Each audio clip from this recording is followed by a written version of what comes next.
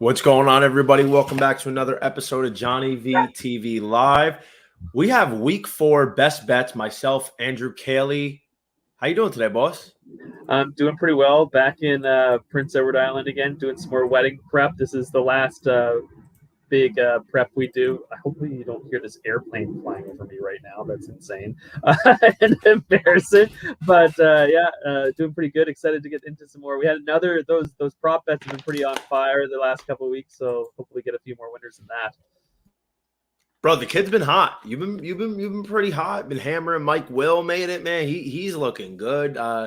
Haven't seen too many props on him because they play on Monday night, so it's just one of those games. I know we're going to touch on that game in a little bit, but real quick, man, give me some of the reactions to week 3. Who or what stood out to you? What stood out to me in week 3? Well, one thing that stood out to me was the Packers playing again.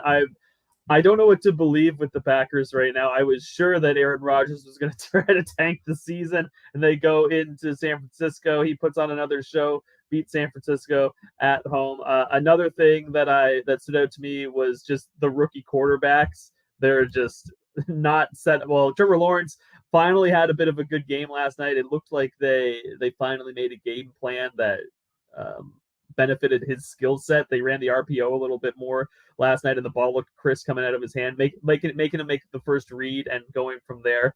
But the rookies in general, it's been pretty bad. Zach Wilson got beat up by the Broncos. Matt Nagy looks like he's trying to kill poor Justin Fields. I have no idea what's going on there. Matt Nagy is on. I don't know what he's auditioning for. It's certainly not another head coaching job with what he's doing in Chicago right now. So it'll be interesting to see what the rookie QBs do in week number 4 here. Yeah, it was definitely one to watch last night. Burrow looked good in his second year. He's starting to blossom. Trevor Lawrence, finally, we started seeing more of what got him into being the number 1 overall pick. Of course, the problem with Jacksonville is they're terrible, man. They're terrible. But T-Law is starting to look good. And he did it against a pretty solid Bengals defense. The Bengals defense, especially their run defense, they've been limiting some really good backs. You look at Dalvin Cook and David Montgomery, both have only had 61 yards apiece. They limited to Najee Harris rushing-wise, under 50 yards last week. James Robinson, he did pretty good. He had over 80 rushing yards with, I think, in the middle of the third quarter, 2 rushing touchdowns. So he actually got through on the Bengals defense. I would say for me, Kirk Cousins, man, he is looking lights out. He's looking like a top 5 quarterback. He is top 5 in every major category except for passing yards. He's 7th, but that's also because he's 8th in attempts. So he's looking like a guy that he's got to start garnering some respect. Maybe if the Minnesota Vikings find their way into a wild card playoff conversation, he's got to be in the MVP talks here, doesn't he? I just don't. I guess so, but I still don't think the Vikings are going to be very good when it's all said and done at the end of the season. And despite the good numbers, I still don't really believe in Kirk Cousins. So I'm definitely taking a more wait and see of mentality with him and the Vikings here. That's a fair point. We've seen Kirk Cousins get it done, but I'm a little hyped here. I like seeing Kirk Cousins do well. He realistically, the Vikings very well could be 3-0. They had a really bad fumble call go against them with Dalvin Cook in week 1 against the Cincinnati Bengals. And then against the Cardinals in week 2, the guy misses a 37-yard field goal to send them on their way. That's just, it's horrible. That's brutal. Like, how much more betrayal can you get? And then they have a really good home win without Dalvin Cook against Seattle last week. And I think you froze on me here, Mr. Caley. Not sure what happened here to my boy, Mr. Caley, but I guess I'll be talking to myself in the meantime. So week 4 that I'm looking forward to the most in terms of matchups, I'd have to say I'm really looking forward. I'm not going to put it on the Sunday night game, but I really like the Cardinals and the Rams. So right now it's the Rams laying 4 to Arizona. The really peculiar thing about this matchup here, Kyler Murray is 0-4 against the Los Angeles Rams in his career. It's one of those really peculiar stats that it's one of those teams that he just cannot beat. He's had a tough time with it. And we're going to get into a little bit some of those prop bets later. Everybody knows that I took Matthew Stafford for my MVP, the Rams to be the Super Bowl winner. Interesting, though, the under's 11-1 in Arizona's last 12 road games. The Rams defense just held the Bucs at 24 points.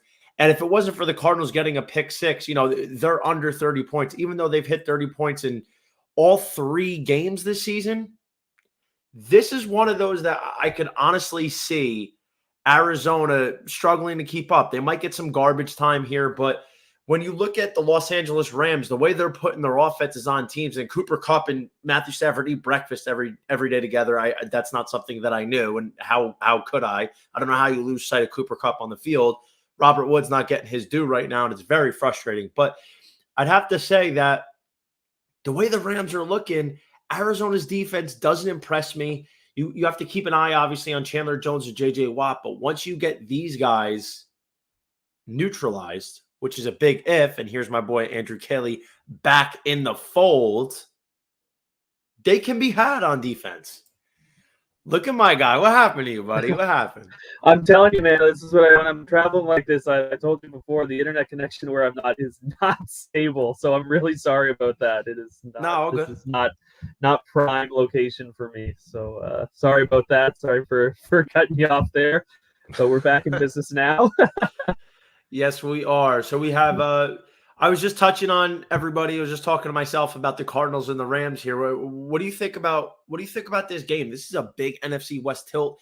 This could be a potential first place game for this division, the way Arizona is playing. Obviously, you know that I've been big on the Rams all off season. So where are we at with this game, Kelly? I think I'll probably side with the underdog in this matchup just because I don't really know how this game could turn out. I could see either team winning this game outright. And so I'll probably go with Arizona in this one. Talked a little bit about it off camera there. Like the Stafford passing numbers aren't great for in the prop market right now, and that's because the Cardinals have the 3rd ranked pass defense in the NFL right now. And according to this fancy stat I like to call DVOA from Football Outsiders. So both teams can pressure the quarterback. It's going to be interesting. I'll probably stay away. And if you made me take a pick, I'd take the underdog just because I like getting the points and getting more than a field goal. So the line moved. It was 6.5 a few days ago, and now it dropped down. It was 4.5. Now it's 4. And, obviously we're seeing a lot of money here that people love Arizona. I personally don't. I think they're very, overhyped. A lot of people are saying about the Rams, but I mean, the Rams just put a hurting on Tampa Bay, which, by the way, was one of my preludes coming into the week last week, because honestly, you know how I feel about LA, and the fact that let's throw out the fact that it's a divisional game, which matters. I got done saying Arizona, Kyler Murray, he's 0-4 against the Rams in his career. They don't have much success. Sean McVay, he knows how to game plan for them. And Arizona, I don't think they're going to be a team that's going to be able to stop the Rams when they're on offense. So I just don't love Arizona. They're going to probably get into a one-dimensional look. I think Kyler Murray might be running for his life here. Aaron Donald's going to be chasing him down. And the Cardinals covering 4, maybe on a backdoor swing, is possible. But I could see the Rams take this one and win this game by 6 or 7, to be honest with you. That's not crazy, but I get that 100%. I'm just not comfortable. Like you said, there's the Cardinals have played well, so the Rams. In a place where I'm not sure, and I was forced to take it, I'd probably take the points. So one of those things that I'm actually, first of all, I would like the Cardinals plus 10. If you're thinking about throwing them in a teaser, I think Arizona plus 10 is a very good number. You're getting it through the one possession game. And I mean, honestly, could we really not see Arizona cover a 10-point spread, even though the success that Kyler Murray hasn't had could be a glaring weakness here? But I'd probably say I like the LA Rams here to score at least 30 points. I think, them getting 30 points is one of those numbers that is very possible. Their offense has been absolutely clicking right now. I mean, they've been lighting every defense up. Like, where do you see the team totals here at? 1 sec. I'm going to dig up the team total as we speak here. I'm not so the Rams are 30 points. 30 points. That's the threshold. Okay. 30 and a half. I don't know, man. It's a tough one for me. It's a tough one. I think I have to stay away. I don't know. I could see this being like a 31, maybe 24 type of game. I mean, I think I don't know if I see Arizona going over 24 points. I think 24 points is maybe where they're going to be capped. And I could see LA getting their 30. So, that's really teetering on the over under edge here. But I think those are the fair numbers. And I mean, Cooper Kupp's eating right now. I mean, we're going to get to props a little bit later, but he's on fire. Stafford's on fire. This is one of those to really take hold of, man. I'm excited about this one. I'm just going to enjoy watching it. This is definitely just sit back and enjoy, and then we could evaluate the next week and see how it comes out. Man, that's what you got to do in betting sometimes. Can't bet every game. Can't bet every game. But next one we got, you theoretically can. I mean, we theoretically can. The next one we got here is an interesting one. We got the Browns at the Vikings. The Browns shellacked the Bears. They had Justin Fields running for his life. Myles Garrett building himself for a Defensive Player of the Year candidate off one game. 4.5 sacks last week. Minnesota Vikings, just mentioned it. They had a huge home win against Seattle last week without Dalvin Cook.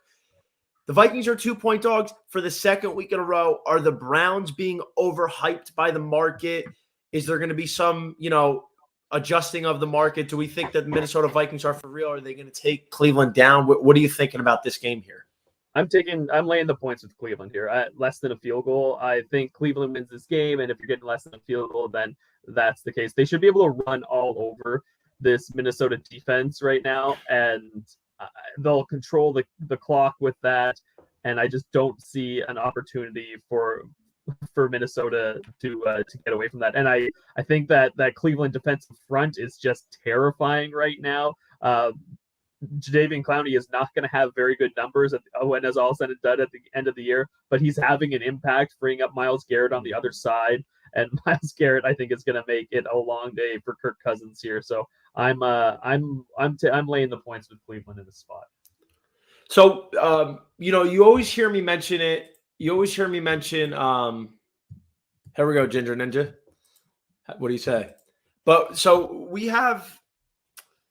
this is one of those odd ones because you always hear me talk about how the road team getting 5 or 5.5, I always take the road team. That's why I was kind of hoping that Arizona was going to get moved up to 5 points. Instead, it went the other way. People are just hammering Arizona.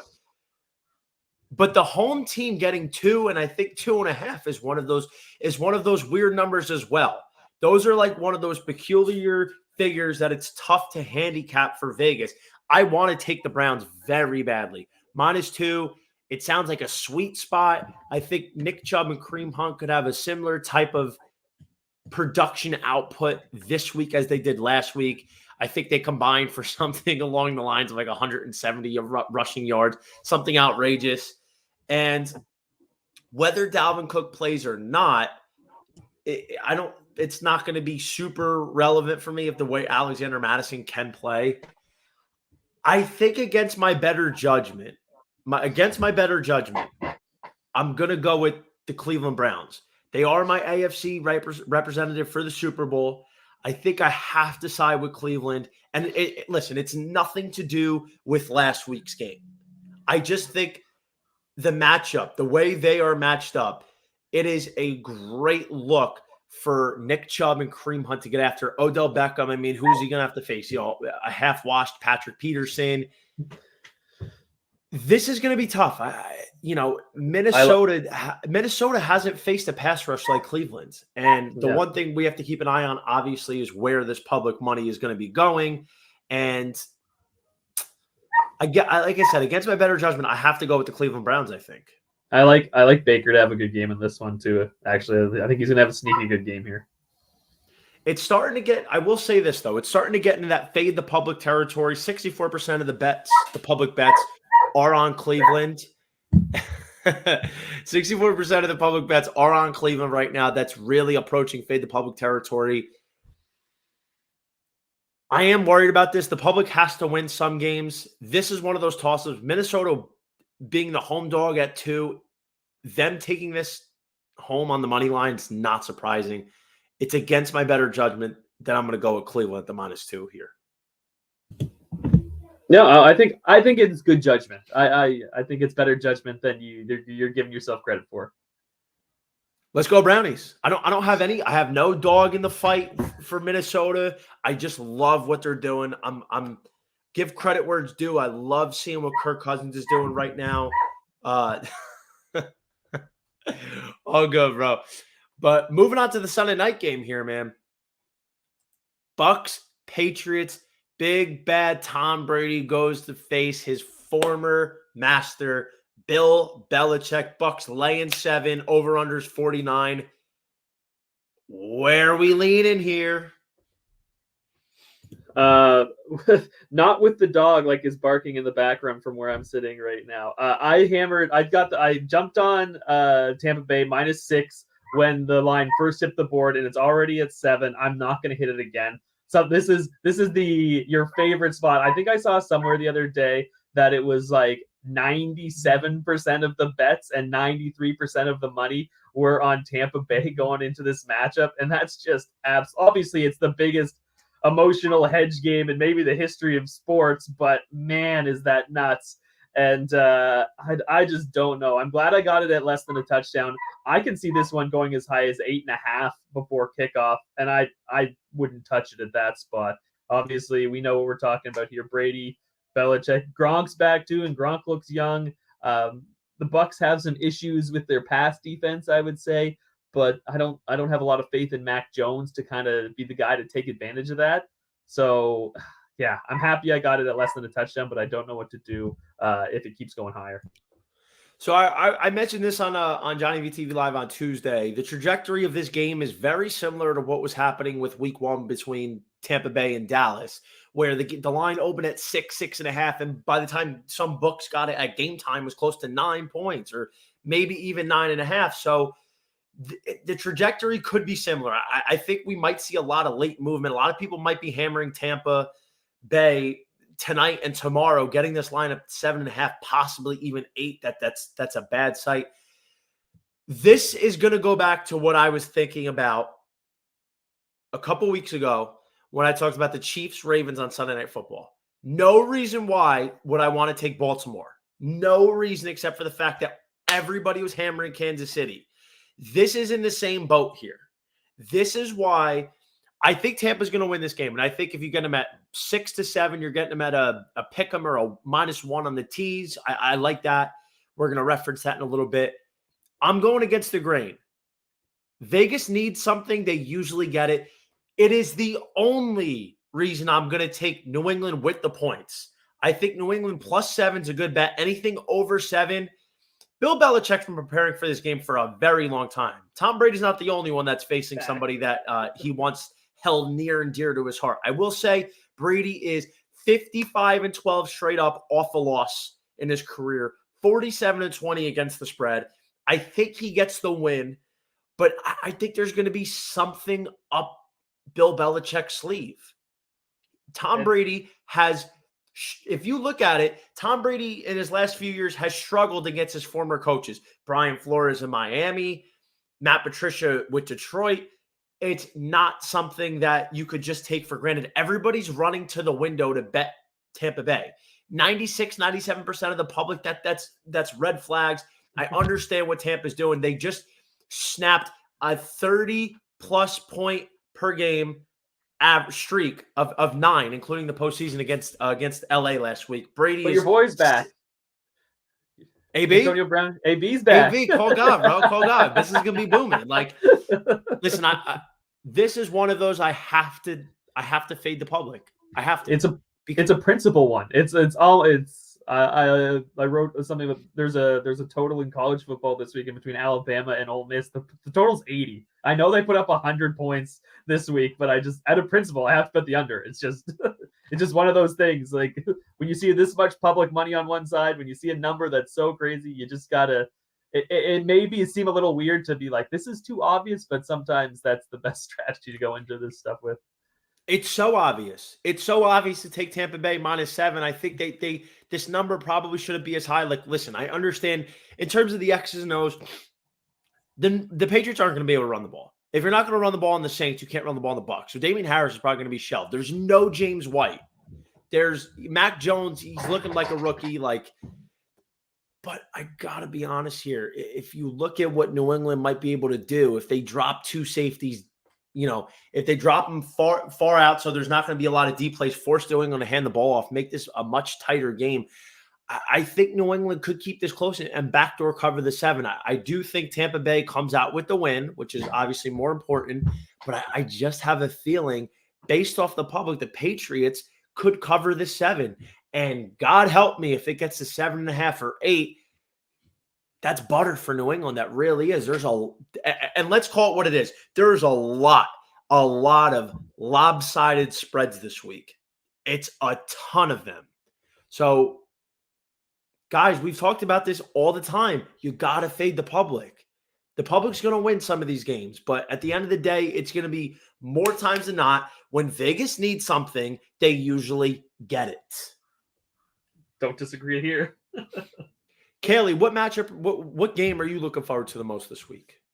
My favorite one is actually the Monday nighter this week. I was just going to call them Oakland still. Las Vegas Raiders at the Los Angeles Chargers. I love me some Justin Herbert. Talked about Mike Williams a bunch on here. I think he's a stud moving forward, a huge body, great separation. That passing offense is awesome.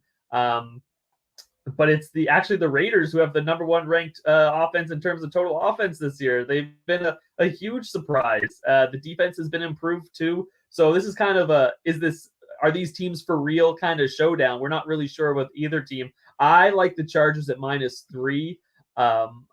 I really think that they're the better team. I love Derwin James and what he's done for that Chargers secondary. And but one thing I will be keeping an eye on is Joey Bosa's status. He's got his little nicked up with his ankle there. It makes a big difference if he's 100% or not, or at least not 100%, but at least able to create some pressure and give it a pretty good go.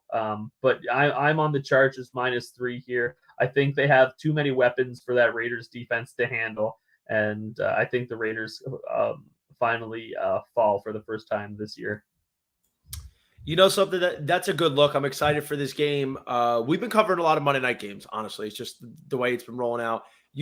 I know you've been all on the Chargers. You've been all on the Mike Will train, and I'm 100% with you because Mike Will, he's a big incubator guy for me. I've had him since his conception in fantasy. So I've been a big Mike Will fan when he was coming out of Clemson. Of course, Keenan Allen. Keen Daddy is the crispiest route runner in football.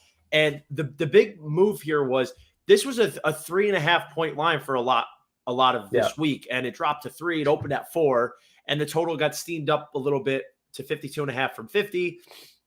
It's weird because if you're playing the over, just as a quick little nugget, both matchups that these teams played against each other last season hit 57 points exactly on the nose. The Raiders are off to their first 3-0 start since 2002. They started 4-0 in 2002, and they lost to the Bucs in the Super Bowl. But listen, here's what it is. The Raiders, and I like seeing them do well. Even though I took their under this year, they are very lucky to be 3-0. They should be 1-2. They should have lost to Baltimore, and they probably should have lost to Miami. They had a good win against Pittsburgh, but that's it. Their luck is going to run out eventually. Meanwhile, you look at the Chargers, they've had some really bad luck. Some bad luck against Dallas. They should have beat Dallas. The refs, Tony Correnti, the ref that was calling that game, clearly had a Dallas +3 ticket in his pocket. I think he took 14 points off the board in that game. Yeah, exactly. And in week 1, they're calling a phantom fumble on Justin Herbert. I don't know how you fumble a ball 25 yards forward into the end zone, but it happened. And listen, I love what Derek Carr is doing. He's leading the league in passing yards, just over 1,200. Justin Herbert, man, I picked him this season to be the league leader in passing yards at plus 1,200. Thought it was a great value. I'm siding with the better quarterback. 3 points down from 3.5 is a huge half a point. Love it. I want to take the Chargers to win and cover a big one at home. This is going to be a big prop game. Unfortunately, right now, there's not a ton of props available that we can hammer just because, it's a Monday nighter. It's a little far in advance. But, man, the way Mike Williams is playing, he's finally realizing his potential. He's got 3 straight games this year with at least 7 catches, at least 80 yards, and a tutty. Herbert's 4th in the NFL in passing yards at 956. Coming off one of the biggest upsets of the season, 7-point dogs in Kansas City. You hit the nail on the head. The big X factor is Derwin James. He's the heart and soul of that defense. He's the quarterback of the defense. They were lost without him last year. Now he's coming back. He looks like the enforcer. He looks like the guy they need him to be. And I think Vegas's luck finally runs out. Yeah, I'm with you on that. Caley, I understand that you have some very good best bets of the week. Take it away. This is some very good best bets of the week. Well, fingers crossed here. For me, I've got another teaser for us here. We're going 3-team, 6-point teaser. So it pays plus 160. I'm going Chiefs -1. I just don't think they lose again. It's a bit of a tough spot. Philly just got crushed, obviously, but by Dallas, and I think the Chiefs could probably do the same thing, but I don't know. They'll want to bounce back a bit, and we'll see how it goes. So I'll happily take the Chiefs at the -1 there. Then I'm going with Ravens Broncos under 51. The Ravens, I teased that up 6 points. The Ravens couldn't get anything going against the Lions of all teams, and needed a miracle record-setting field goal to win that game. And the Broncos offense, well, we love our boy Teddy Two Gloves there. They're more of a dink and dunk. They're going to run the ball. They're going to try to control the clock. And I teased that up. I like the under there. And we spoke about this. I'm taking the Raiders Chargers over 45. I'm teasing that down to 45.5 and taking the over there. Like we mentioned, 2 good offenses, and I think it'll easily get over that. You said over 57 on the nose for both those games, so I'll happily take the over 45.5 there. Yeah, no, you know what, Kelly? I love this look because we've been talking about this last couple of weeks. Kansas City, they haven't covered a spread in 5 straight games. They are 1-12-1 against the spread in their last 14. So bad. The problem, exactly. I got a guy, and talking to him based off what they're doing in the sports books here. Everybody rushes to back Kansas City, no matter what the number is, because they're petrified of going against Patrick Mahomes. Yeah. But in reality, their number's so big and it's probably so inflated because people keep betting them.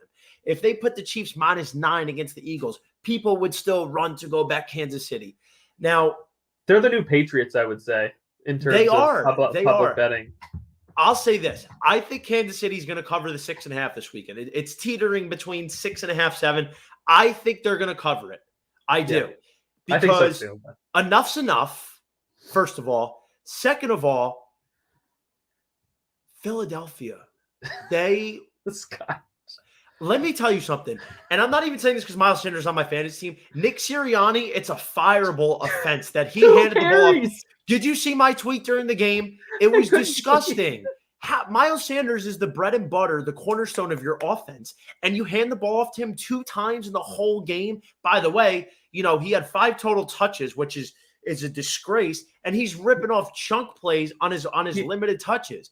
He's one of the leaders in yards He's one of the leaders in yards after contact in the NFL since he's been in the league.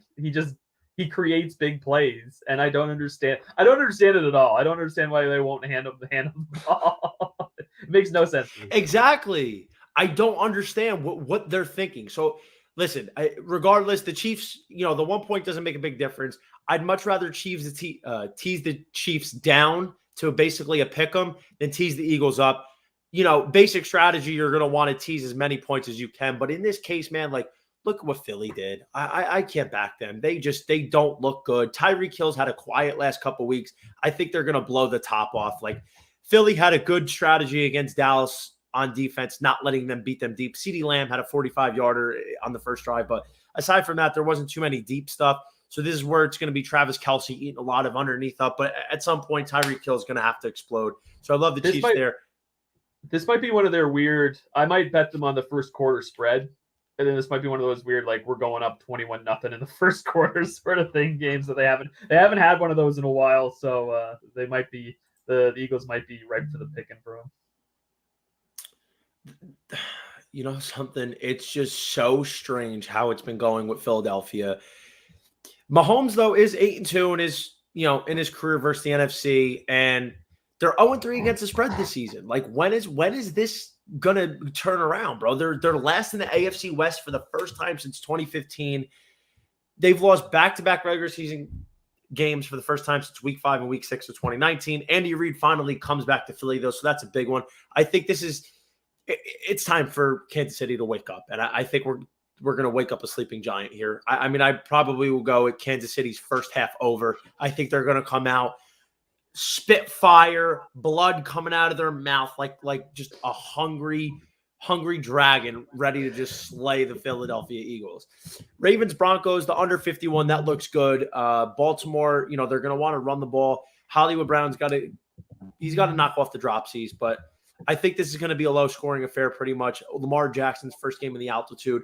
Raiders, Chargers, we talked about it. High-scoring, 57 points both times out. I think LA is good for 30. I think LA is good for at least 30 on Monday night. So I'm curious to see their team total. Maybe might touch on this for the weekly taste this week.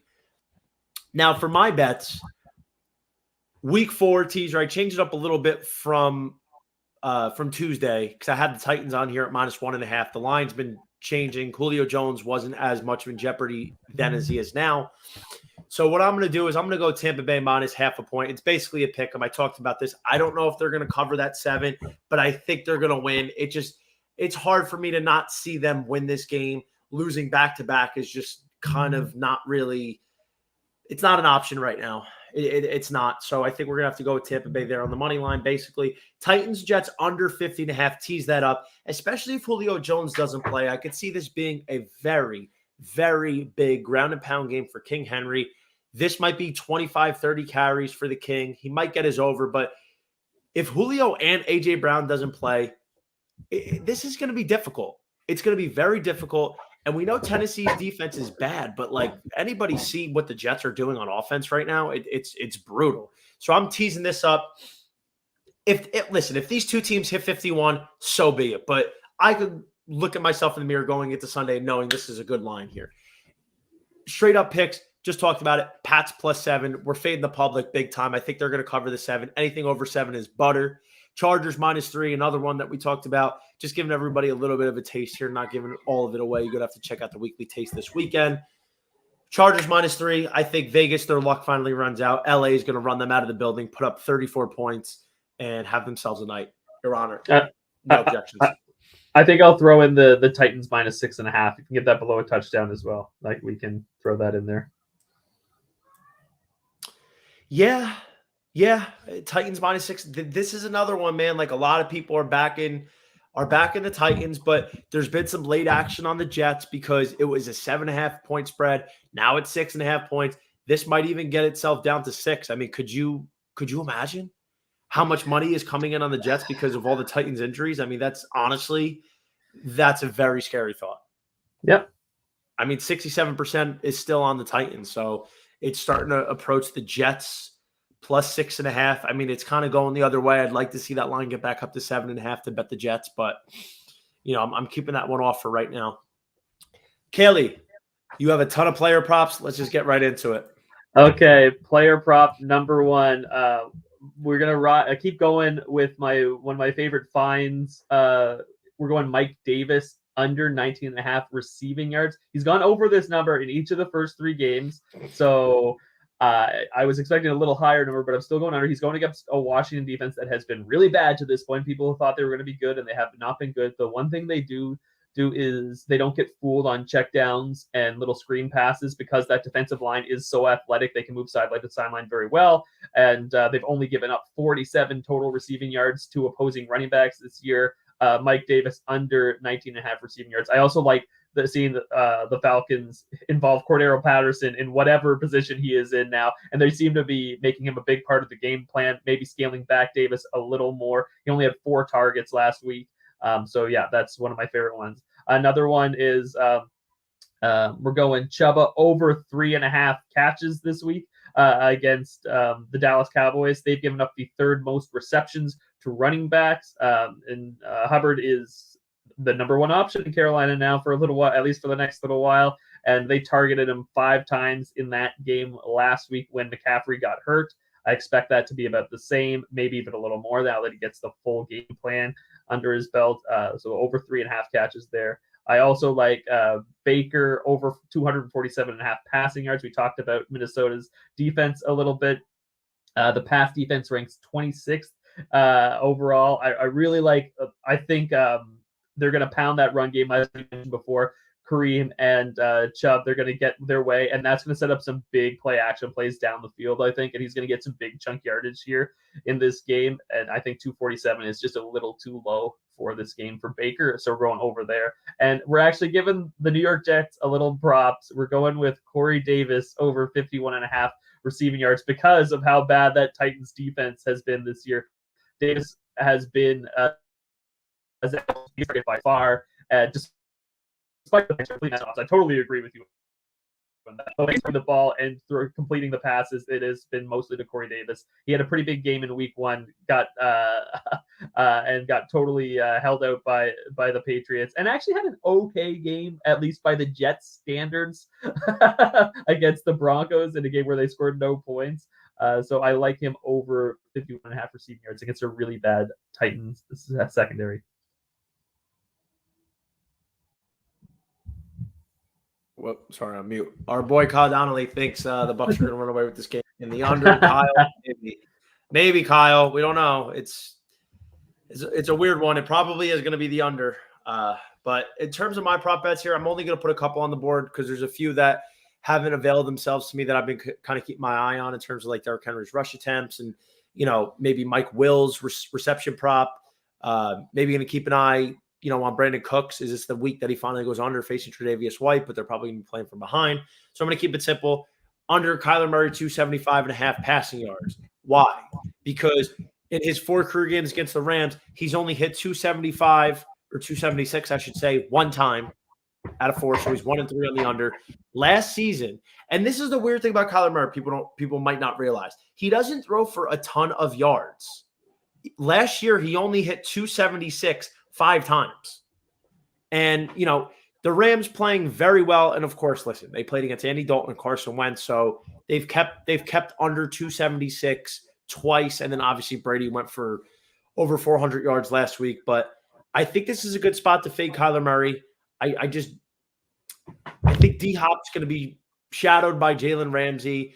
And, the Christian Kirks and the Rondell Moores and the AJ Greens, they're right now big play guys at best. Like you need these possession guys to eat it up. Maybe AJ Green is that guy, but you still got Darius Williams. So that's going to be a tough matchup. Next, same game, bro. We're going Matthew Stafford over 296.5. He's hit his over every week, depending on what book you have. The only questionable one was week 2.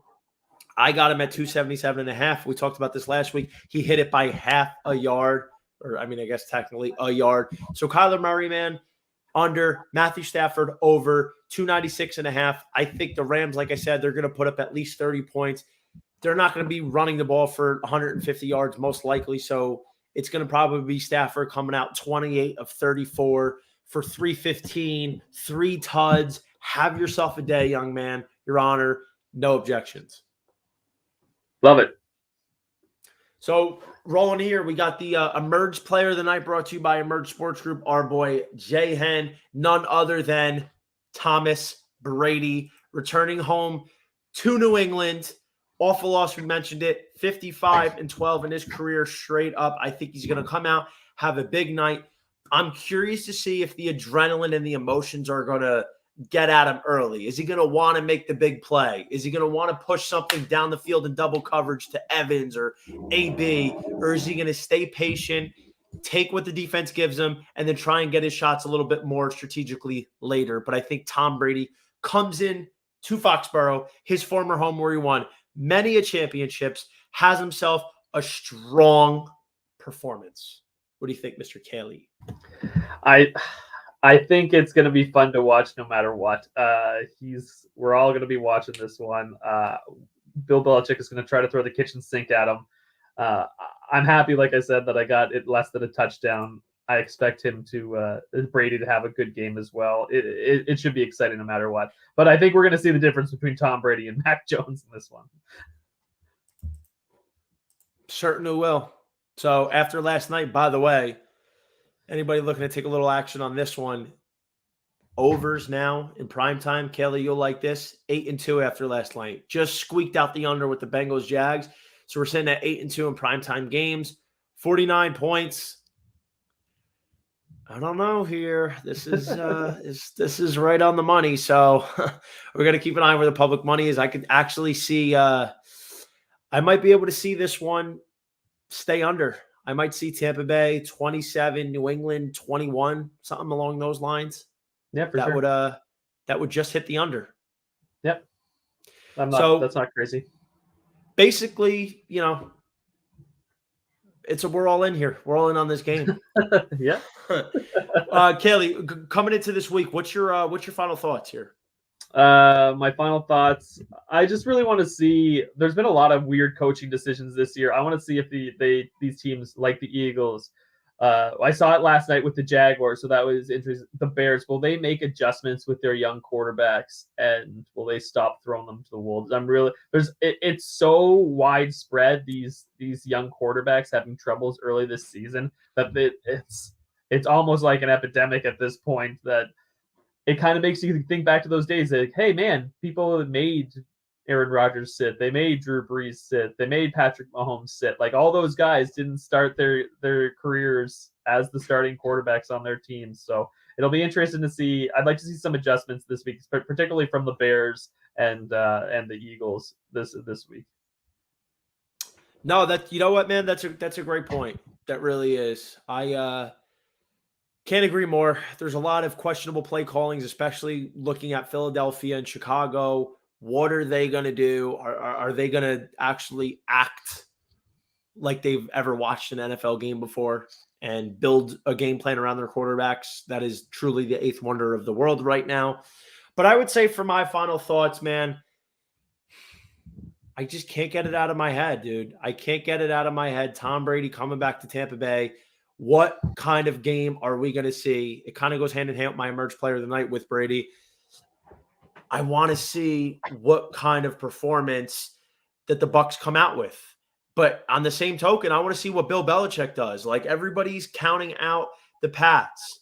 Bill Belichick is a master game planner. He has been preparing for this game for a very long time. I'm sure he's got a couple tricks up his sleeve, and I really cannot wait to see it. This also could be a big, big, big week of monster dogs coming home to bark. The Jets, the Pats, the Texans maybe at plus 17. I can't wait to see it, man. It's going to be a very interesting week. Yeah, for sure. So for us, week 4 best bets, I should say, on JohnnyVTV Live. I'm JohnnyVTV. You can follow me at _JohnnyVTV. If you're watching on Twitter, that's where you're finding it. And Mr. Caley is at covers_Caley. Thank you very much for joining us. Mr. Caley, hope you have a pleasant weekend, and your Sunday and Monday is filled with a lot of winners. You too, buddy. All right, brother. Take it easy, guys. See you next week.